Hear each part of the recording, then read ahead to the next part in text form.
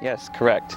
She's a classically trained pianist. She has a master's, and she's currently pursuing a doctorate in childhood education, I believe, with music, of course. And I remember just listening to her piano lessons that she would teach in the house early on and hating it. Really? Oh yeah, because people, you have students that sometimes just want to rush through the literature, and they want to play fast, and they don't want to really get things down, and so you'd have the people that would play Fiorellis, 11 times before actually getting through a phrase, and and it was nerve-wracking sometimes, but other times it was very beautiful.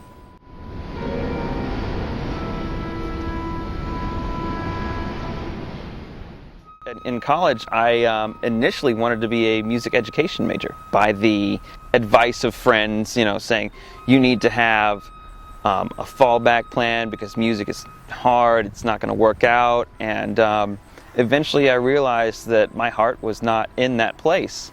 It was not in music education. So I really wanted to play percussion, and I wanted to perform on percussion. Dr. Stuart Gerber, who is the professor at Georgia State University currently, he was a very big factor in getting me into what's called new music or contemporary music. One of his first recital actually was just full of contemporary music. That's actually all he did. Stockhausen and Xenakis. I kept on finding these pieces that were interesting to me. Solo percussion has only been around since the mid-50s. Right, so it's not like violin. It's been, here for 400 years, or piano and keyboard styles. So we don't have a lot of classical repertoire. Right, everything is new to us. Everything is continually changing. We don't have really a standard practice of repertoire. There's nothing that's really hard and fast, and I think that's why I like it a lot. That's because everything is based on artistic merit, I believe. The sound of an instrument is still sort of being toyed with and being played with. There's nothing really set in stone, whereas like a piano, you're not really going to reinvent that. Bent Frequency is another new music group in Atlanta.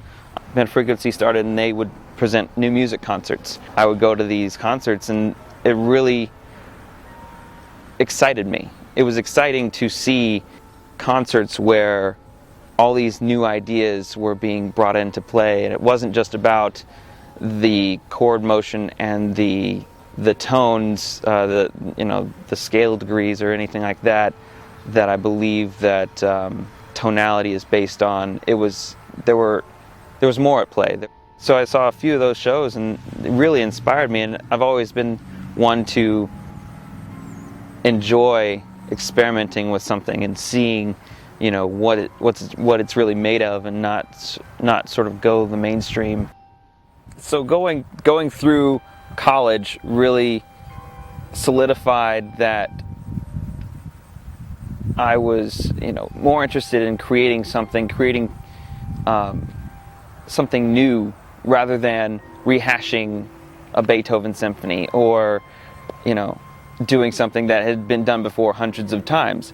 And I would often not fight, but we'd have arguments about what was more important to do. And so obviously you know what path I took. But so I took a couple lessons over at the University of California, San Diego, which is where Stephen Schick teaches. And I have a good many friends over there that do a lot of experimentation. So that really helped me further, my want to do this experimental music, this excellent new music. And so then I went to Alaska. There I studied with Dr. Morris Palter, who was also into new music primarily, encouraged me to pursue the things that I thought interesting. I studied up there and got more into once again, just kept digging into new music. I actually established a new music ensemble up there and did a couple concerts. And then I was compelled to come back to Atlanta. And I came back to Atlanta and didn't do much for a while. I would still do a couple concerts every now and again, solo percussion concerts, and just felt like something was not there. Late 2011, Robbie Key, who does many things with iDrum, he was at one of my concerts, and he told me to do a chamber music series, and I said, that'd be great. I was like, well, you know, we could probably do like 4 concerts. Let's do 4 concerts, because that's a fairly okay season. 4 concerts spread out over 6 months or something like that, and pretty relaxed. Jokingly, he said you should do 12 concerts. You should do a concert a month. And I said, excuse me? I went home and I thought about it, and I said, all right, let's do this. And so I put together a concert a month in 2012, and we did that, and it was awesome.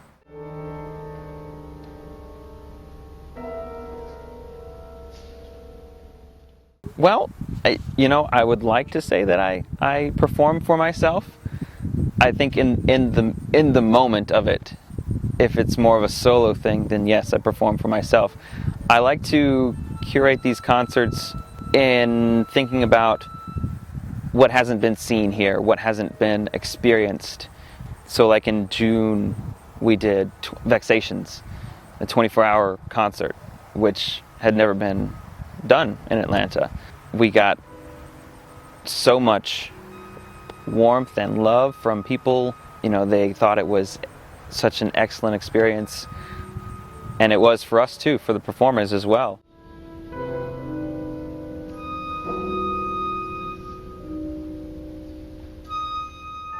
Obviously, I've got friends in these circles that I have the opportunity to create opportunities for them, which I think will complement the Atlanta music scene well, sure. Which is what our 3rd season actually is really going for. We have 6 guest artists coming in that have their own specialty, their own special flavor, if you will. I keep my ears open for people maybe in the cartel or maybe one of my friends, and they say, oh, you have to look at this work, or you have to come see this person play. It's all about sort of keeping an open mind about anything that comes in. If it's a composer I don't know, I'll possibly even go as far as to contact them, and I really enjoy that personal aspect to it. Mm-hmm. It's not just me finding, random scores.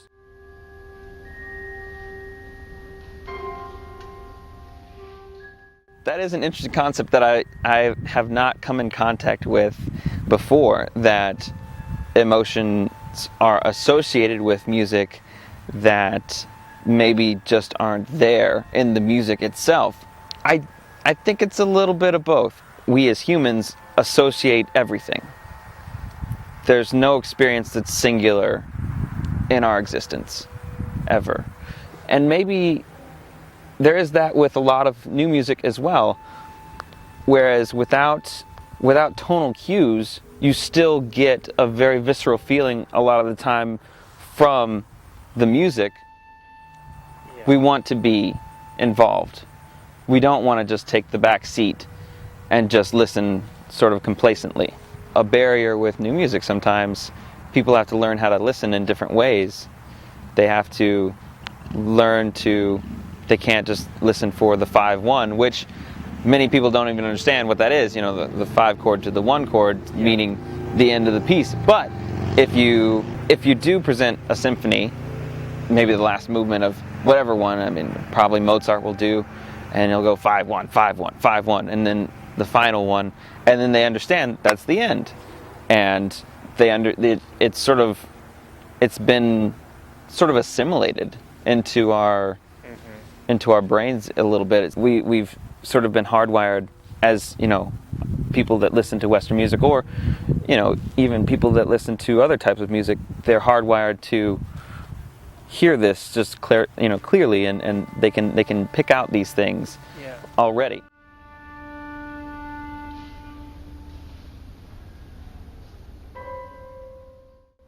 Yeah. I have played rock music. I've played, I haven't played drum set for a gig, I think in years, unless I'm forgetting a gig that I agreed to. But I don't dislike it. It's just not what I sell myself as and what I try to get gigs as.